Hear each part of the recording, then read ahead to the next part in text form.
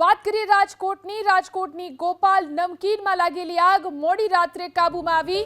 મોડી રાત સુધી ફાયર વિભાગે આગને ઠારવા કામગીરી કરી। ગોપાલ નમકીનમાં આગથી 3 વ્યક્તિને સામાન્ય ઈજા પહોંચી છે। આગની લપેટમાં ફેક્ટરીનું આખું યુનિટ બળીને ખાખ થઈ ગયું। આગ લાગવાનું ચોક્કસ કારણ હજી પણ સ્પષ્ટ થયું નથી।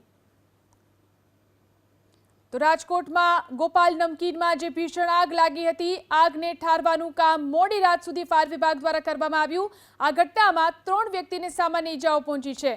આગની લપેટમાં ફેક્ટરીનું આખું યુનિટ બળીને ખાખ થઈ ગયું છે, પરંતુ આગનું ચોક્કસ કારણ હજી પણ સામે આવ્યું નથી। આગની લપેટમાં ફેક્ટરીનું આખું યુનિટ બળીને ખાખ થઈ ગયું। આગ લાગવાનું ચોક્કસ કારણ હજી પણ સ્પષ્ટ થયું નથી। તો રાજકોટમાં ગોપાલ નમકીનમાં જે ભીષણ આગ લાગી હતી, આગને ઠારવાનું કામ મોડી રાત સુધી ફાયર વિભાગ દ્વારા કરવામાં આવ્યું। આ ઘટનામાં 3 વ્યક્તિને સામાન્ય ઈજાઓ પહોંચી છે। આગની લપેટમાં ફેક્ટરીનું આખું યુનિટ બળીને ખાખ થઈ ગયું છે, પરંતુ આગનું ચોક્કસ કારણ હજી પણ સામે આવ્યું નથી।